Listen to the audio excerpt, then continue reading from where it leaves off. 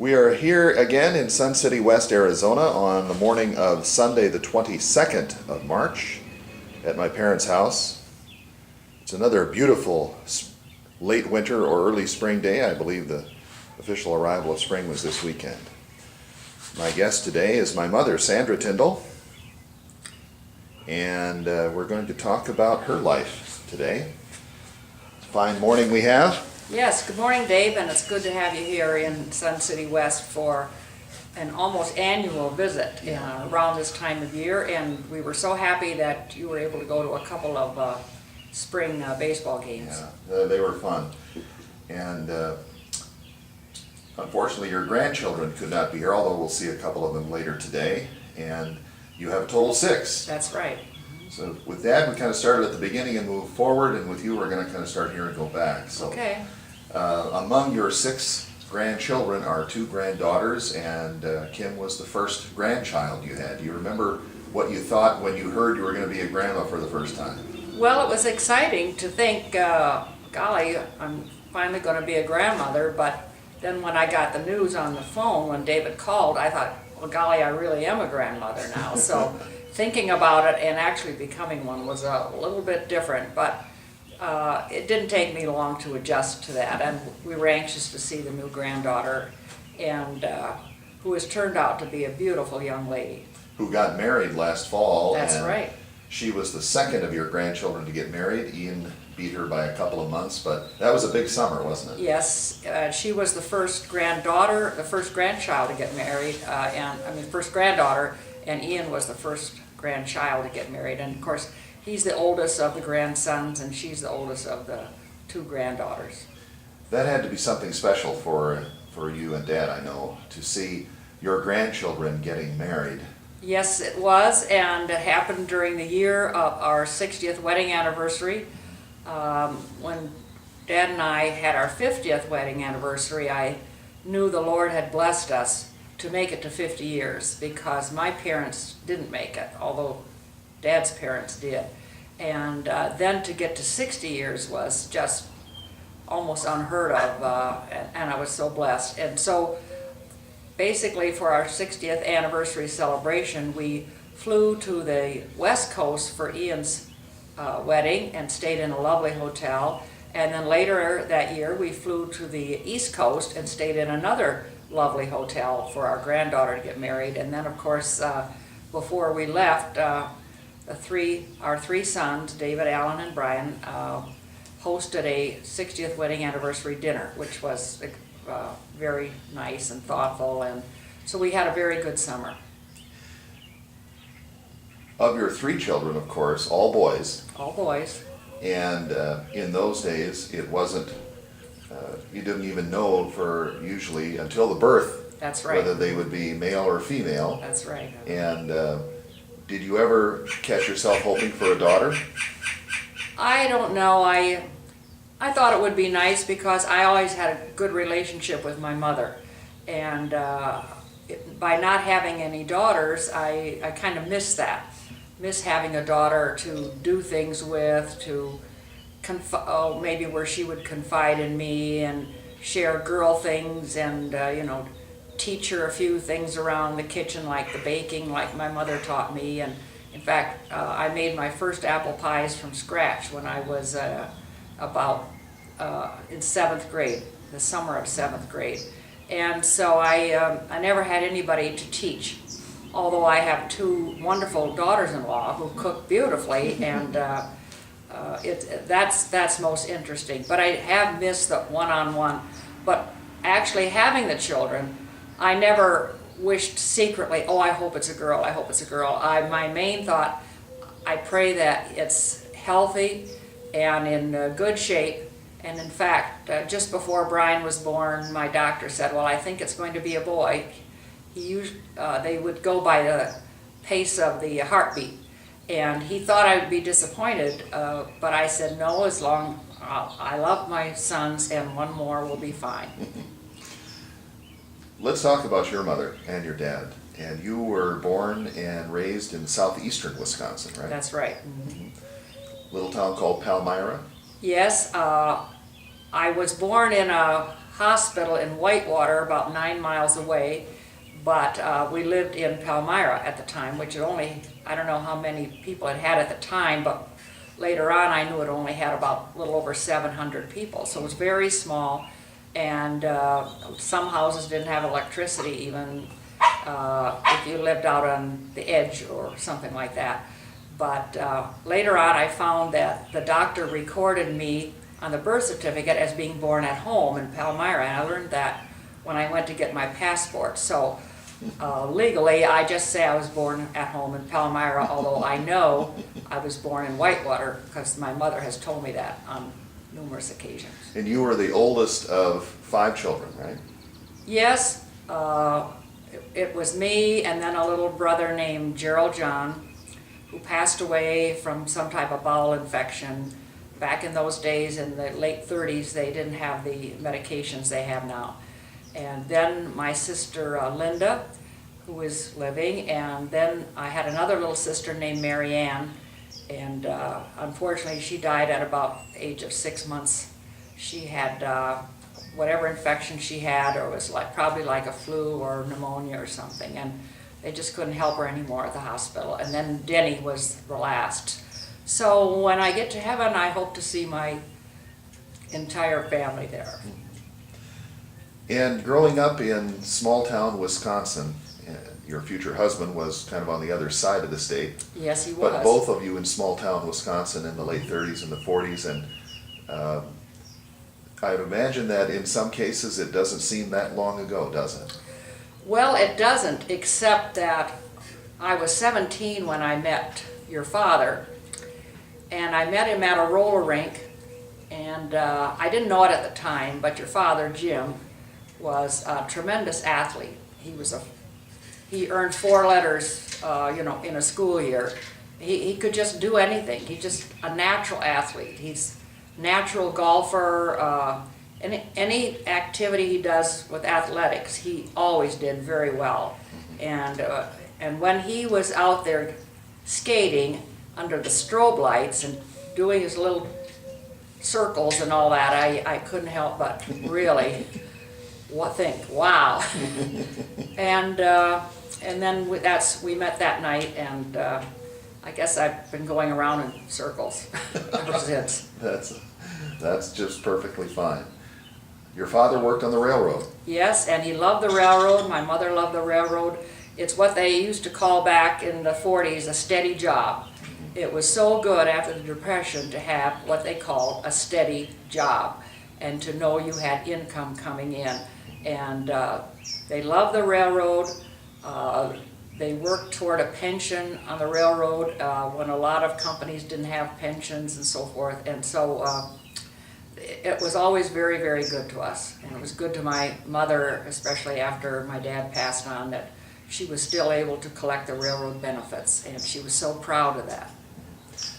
They worked very hard, though, both of them, didn't they? They all worked very hard, and that was just a norm. In fact, my mother, I keep referring to her, but she's never had a headache during my growing up years. You never came home from school and found her lying down and not feeling well or had to be quiet or anything like that. She was always there. She was always ready. She wasn't always on the go, but she was mother, and her grandchildren loved her a lot. And you moved around a lot as a kid, didn't you? Yes, we did. I wouldn't even want to take the time to say how many times we moved, but in the early years of my dad working on the railroad, he had to transfer here and there, and until he got enough seniority where he could pick and choose himself. And then, of course, your dad and me, we moved around a lot in our early years of career, because in order to get ahead in the school business, you had to move to another town.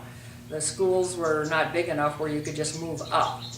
And so if you wanted to better yourself, you had to move to another town where there was another opportunity that you could take care of.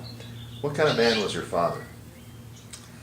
Well, he was a very good man. He was a firm believer in Jesus Christ, and I guess they were the role models for us. We always went to Sunday school. We went to church. I started playing the organ at church when I was about 15. And no matter where we were, we went to church. And that was just part of our growing up, and it's been part of me ever since.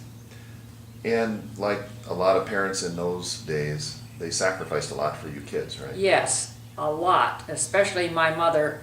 My mother was not working out of the home, so to speak. She was a stay-at-home mom. My mother had never gone to high school. She lived out in the country, and you would have to pay someone to give you a ride into town if you wanted to go to high school. And unfortunately, my grandfather was rather extremely frugal, and he would not pay the money for my mother to go to high school. But she could have been a wonderful either interior decorator or a hairstylist. She had a real talent. I forgot what more of the question was. Yeah. What do you think are some of the biggest lessons you learned from your parents?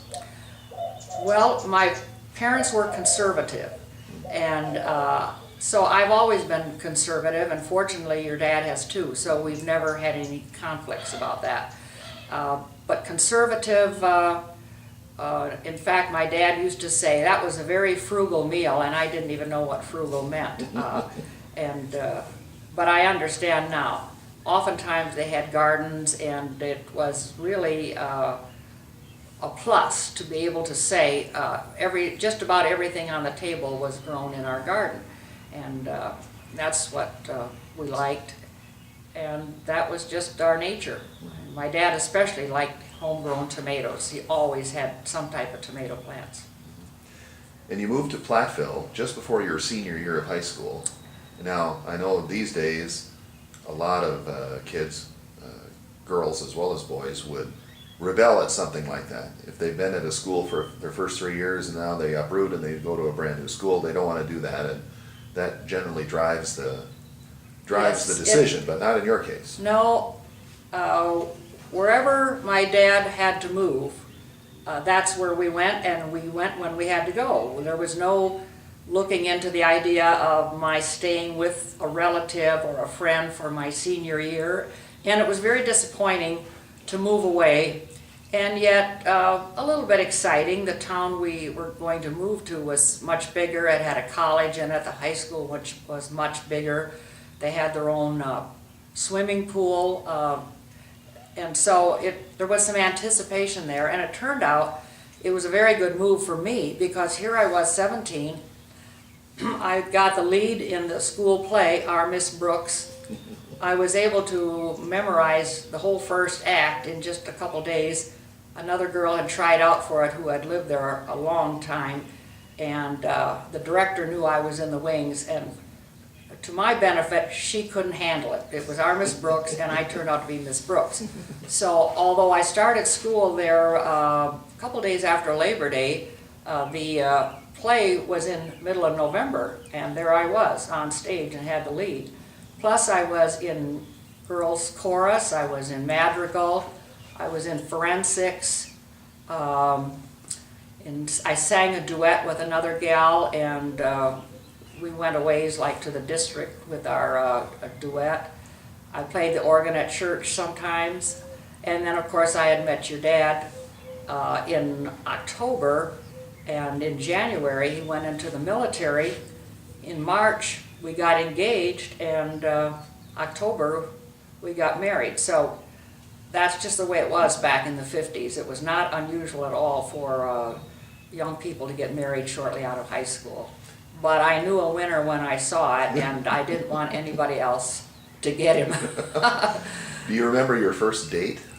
I know you met at the roller rink, but the first time he actually came to your house and took you out someplace? I do remember when my mother saw him, she told me later on, she said, "Wow, is he handsome?" And of course, he kind of met all my requirements, because I always thought I would like to fall in love with someone who was taller than me. I was what used to be considered tall in high school, and so I thought, I hope my dad was taller, so maybe I was thinking in that direction. But Jim was 6'3", and he had dark curly hair, and I don't know, there was just something about him that I thought, this is it. I don't know whether he thought this was it, but I know I did. What did your father think of him? My dad never said too much, but my dad was like 6'2", and with Jim being 6'3", and they kind of, you know, they were of the same stature. Jim liked fishing, Jim liked hunting, and that's the same things that my dad liked. So they always got along real well.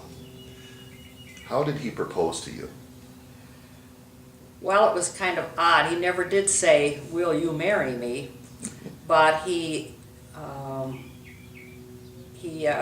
gave me an engagement ring and kind of said, "Well, you know what this means." So I figured, well, yeah.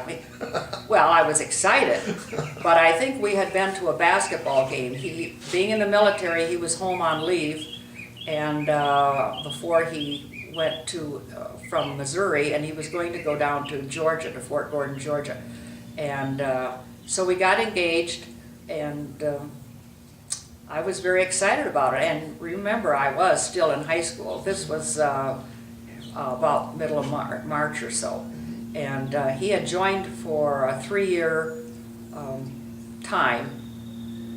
So I really never thought too much ahead about when we would actually get married. I just glad I got the ring, and I was very excited about it. Wasn't there, just before he gave you the ring, there was something involving you seeing him with another gal? And Yes, he, like I said, he was home for the 2 weeks, and we had spent a lot of time together. And back in those days, at least I didn't call the boy called the girl. So I was always when I lived at home because of high school, and then of course I graduated and I worked locally, so I was still home.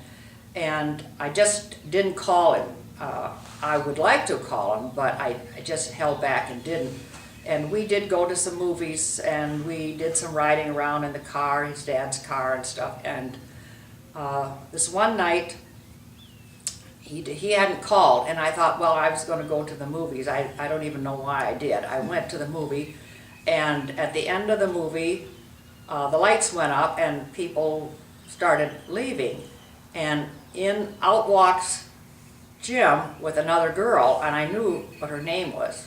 And then he saw me and he said, "Hi," and I guess he was surprised. I was shocked, just because how close we had been during our brief relationship. Even when he was at camp, I mean, we always wrote. We didn't call back then because it was too expensive to call long distance. So he contacted me and said, you know, about getting together. So I said okay, and it was shortly after that we the engagement. Before he left for camp, we did get engaged. But I tell you,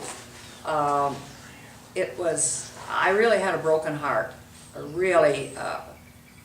I just couldn't hardly stand it, that here was someone I was really in love with, and he would do that.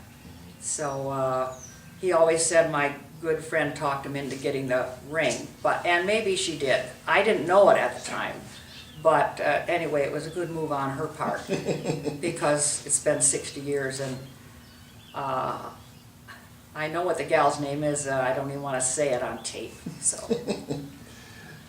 you had a wedding, of course, and the most recent weddings we were at, of course, were your grandchildren's weddings, Yes. Ian's and Kim's. Yours was different, though, wasn't it? Yes, but it wasn't different than a lot of weddings. Some people, you know, just go to the justice of the peace, or they go to the county courthouse and get married. But our time was very limited. Jim was only going to be at home for 10 days. So we arranged it. I went over to the Lancaster courthouse, about 15 miles away, and you didn't need 2 people to get the marriage license. You only needed 1. So I got the marriage license, and then since at that time girls had to be over 18, which I was, and boys or men had to be at least 21. Well, Jim was not 21. So I gave the form to his mother. she liked me and I liked her. We hit it off real well, and I always got along well with his mother. And I gave the form to her because I was afraid of his dad. I didn't have enough courage to ask him. She said, "Don't worry, I'll get him to sign it." So he did sign it. I guess he said, "Oh, you're sure this is what Jim wants to do?" And however it turned out, he did sign it, and we did get married. I always at least wanted to get married in a church. So we arranged it, and the church we went to, a Methodist church, was right across the city park from where we lived. And we got married on a Saturday evening by the pastor, and Jim's sister Alice and her husband at that time was Walter, and they were our best man and bridesmaid. And my sister at the time was just out of 8th grade, so she wasn't really, unfortunately, she wasn't really involved in the wedding because it was so small. And the only people we had at attending the wedding was Jim's sisters and brothers, and he had one brother, and then my immediate family, and of course, since we had moved to Platteville, about 150 miles from our home area, there were no aunts and uncles to maybe come and join in. So that's the way it was. And then we had a reception over at my house, my parents' house, with a wedding cake, and it was all nicely done, but it was in church. That was something I always wanted. And it was just shortly after that he shipped out, right? 10 days later, he got on a train with his best buddy, who was also had signed up at the same time, and they left, and I didn't see him for 7 months. That had to be a challenge for you, don't you think? Well, it was, because if you could believe it, I worked for the Platteville Telephone Company, and they had a rule: they did not hire married women, because married women have children, and children are a distraction on your job for when you're working. Now, can you believe that? So when they knew I was getting married, I had to give my notice, and so I did. And then I tried to find a job locally, like in a bank. I did not go to college at the time. I tried to find a job, and I didn't look too many places. I thought about Dubuque, but I went up to Madison. I was kind of familiar with the city, although I'd never actually been in it a lot, but Madison being the capital. I was able to find a job there, and I stayed at the first week I stayed at the YWCA, and then I got a room in a rooming house for girls. And it was a very lonely time. If you ever know what homesickness is, I mean, I was homesick for home, I was homesick for Jim, and I almost wanted to walk up to a stranger and talk, but I never did. I did meet a young lady at the cafeteria, and she was from California, and we did strike up a friendship and had a lot of lunches and things together, so that kind of got me through those times. I did go on the bus. That was when the buses ran all the time. But every weekend I went back to Platteville, and my mother did all my laundry, and she would always say, "What would you like me to fix for you?" Like any special dish that she made, and I would tell her, and she'd always fix it. And so I just took my laundry home and took the laundry that was done back with me, and that's what we did for 7 months.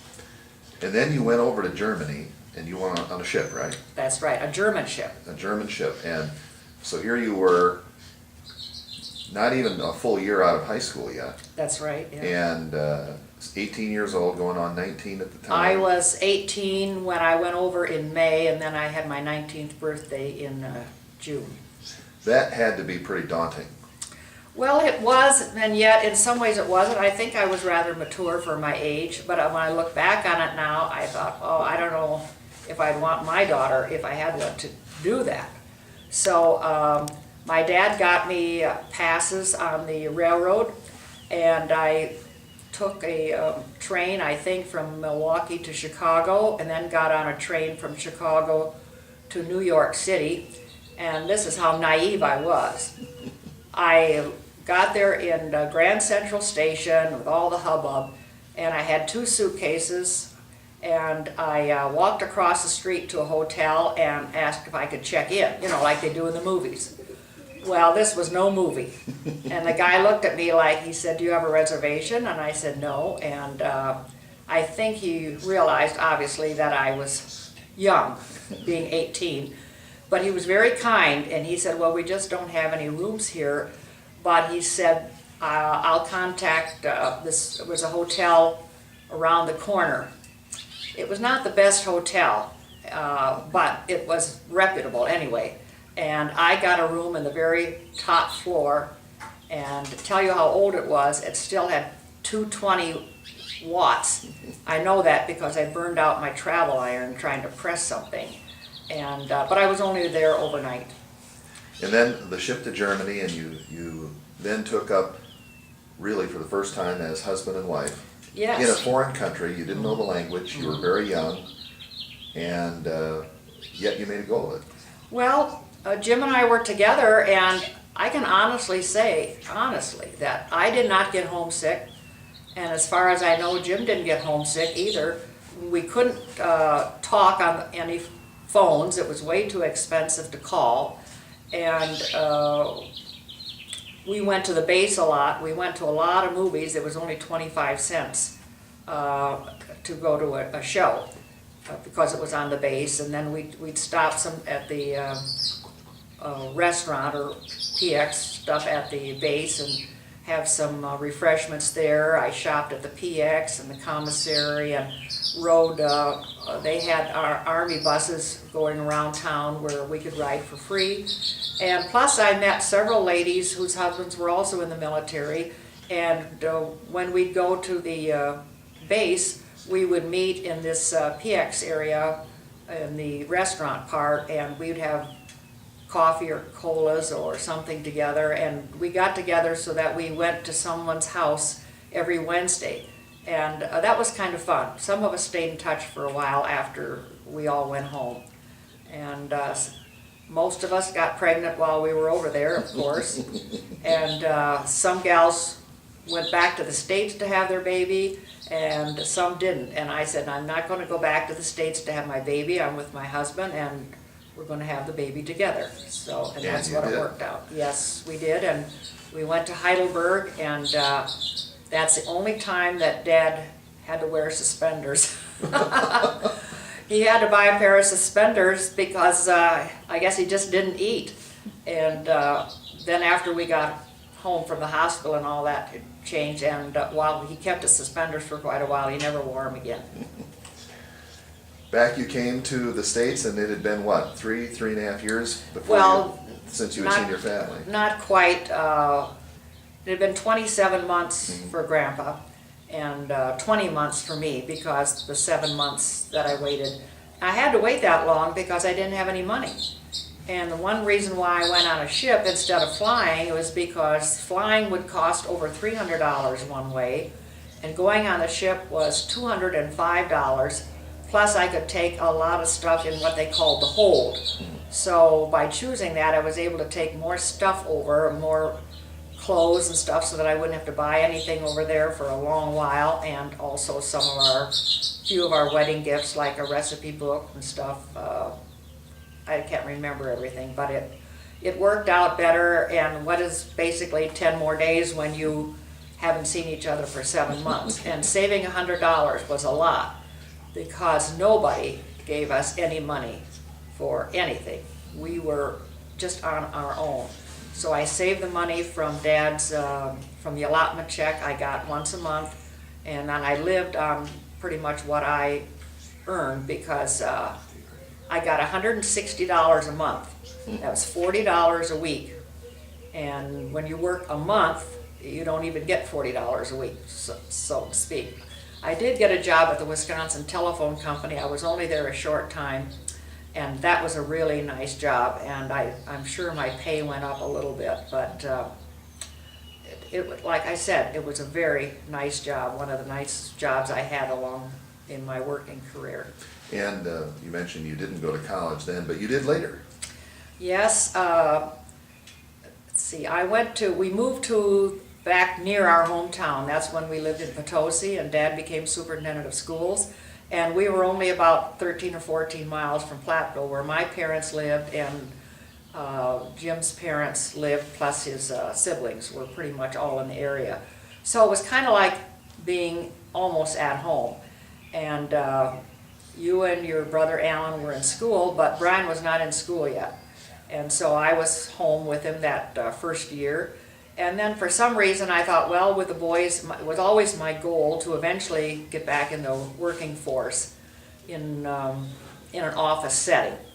And so I thought, well, you know, if I went to college at Platteville, they had a business major. I thought if I went to college and at least took a few classes, that it would help me in finding a job. So when Brian was going to kindergarten for half days, I drove back and forth to the university Monday, Wednesday, Friday morning to take freshman English. And 1 hour. And then I would come home, and I wouldn't go in on Tuesday because I'd just do my work at home. And then the next year when he was in first grade all day, then I took 9 credits. I took 3 classes in the morning, Monday, Wednesday, Friday, and would then come home and be there on Tuesday, Thursday. And after that, I was still considered a freshman because I just didn't have enough to qualify as a sophomore. So I made a decision at that time, should I try to keep on going to school and actually finish, or what should I do? And with Dad's encouragement, we had only had 1 car for a while, but then we got a second car. And so I decided to really dig in. So I think I took 14 or 15 credits the first semester, which I also took later on, maybe 14 to 16. And then I went to a summer school and graduated in, I think, 5 years, considering I had gone to school part-time. And I was I was really proud of myself. I graduated with high honors, and I always had the support of my family. And Dad never once complained about me going to school. He encouraged me. We didn't have to borrow any money. That was good. And then I was able to start my working career again. And while I didn't go into teaching or anything, I went into more office work, and I think some of the positions I got were helped by the fact that I had my degree, because a lot of the gals that worked in offices did not. And perhaps I could have gone farther up into the business world, but my family came first. And so as long as I was working and could be home when my kids were home, for the most part, that was important. I do remember I was so dedicated to school that the day that you injured your leg severely, and I remember Jim said that the doctor said of the 3 worst things that can happen to your knee, all of them happened to David. And you know, when you had your surgery, Dad was there and I was not. I was back at class that day. I was always, you just had to be there every day, or you missed so much. And it turned out to be okay. My thoughts were with you, but there I sat in the business class while you were being operated on.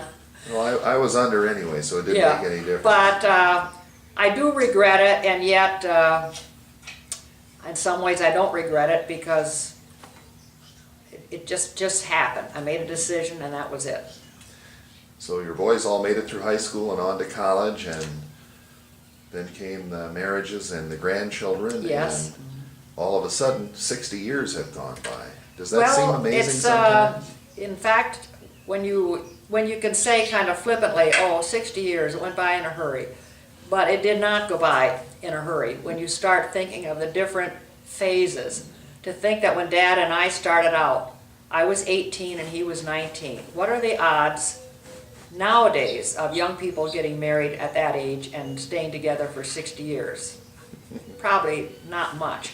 Although, as I said, back in the 50s and before that, it was not unusual. Dad, in his class, I read in a paper, local paper later on, that there were 5 couples in his class that kind of went steady and so forth. They all married the one that they were going with, and they all made it to 50 years, which was unusual. But back then, you just worked things out. You were dedicated and committed to your marriage, and I don't know about everybody else, but we had some ups and downs, not too many, because I'm a very easy person to get along with. So is that the secret? Some people are saying, what's the secret to a long, happy marriage? I would have to say the secret is our faith in the Lord. That is really what you count on. That's what I always counted on. I always prayed about things. It was never ever a thought to walk away or leave. My commitment was to my husband and my family, and just being a firm believer and dedicated to that. And the Lord always guided me. I would ask, when times would be that we would move or something, I'd always ask the Lord for strength, and it was always there. I don't know, I just couldn't live any other way. That's just me. There will be great-grandchildren eventually for you, I'm sure. Well, I kind of wonder about that. Things are slow go. 50 or 60 years from now, they'll be watching this. What do you want to say to them? My prayer really has always been that my whole family would know the Lord Jesus Christ as their Savior. It does kind of make me cry, but that's what I would pray for. And each person has to make their own decision. And I realize that. But that's what I pray for, because once I'm up in heaven, it's going to be a wonderful reunion time to see my family. And that's just the way it is. I wish them all the best, but I know the strength of the Lord is what holds us all together, and I just can't live any other way. And we wouldn't want it. Thank you very much. Well, it's a pleasure to talk to you, Dave. I'm sorry that you're going home tomorrow, but hopefully we're going to come up to Wisconsin this summer and we'll see you again.